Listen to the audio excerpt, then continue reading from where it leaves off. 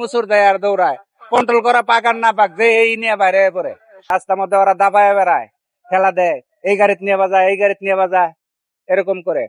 6টা রোড বাংলা রিক্সা থাকলে মাঝখানে একটা অটো রিক্সা থাকলে ওটারে লয়ে যায়।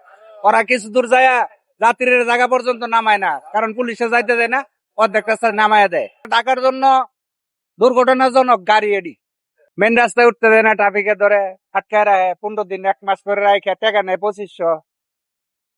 ওগর জ্বালায় তো আমরা উৎপাত ভালো না, রাস্তার মধ্যে ওরা দাবায় বেড়ায়, খেলা দেয়, এই গাড়িতে নিয়ে বাজায়, এই গাড়িতে নিয়ে বাজায়, এরকম করে। ইনকাম তো অনেক কিছু করলেই হয়, সবকিছু তো আর করা যায় না।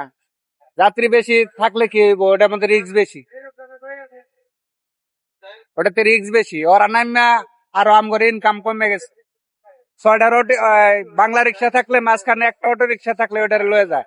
ওরা কিছু দূর যায় যাত্রীর জায়গা পর্যন্ত নামায় না, কারণ পুলিশে যাইতে দেয় না, অর্ধেক রাস্তায় নামায় দেয়। উঠে দেখে যে জামুকা তাড়াতাড়ি পরে যায়, ফাঁসে যায়। ওরা তো আর বুঝে না। আমরা স্বাভাবিক হিসাবে যদ্দূর বুঝি যে এটা ভিআইপির গাড়ি, মন্ত্রী মিনিস্টারের গাড়ি, ওরা ওটারও তোয়াক্কা করে না।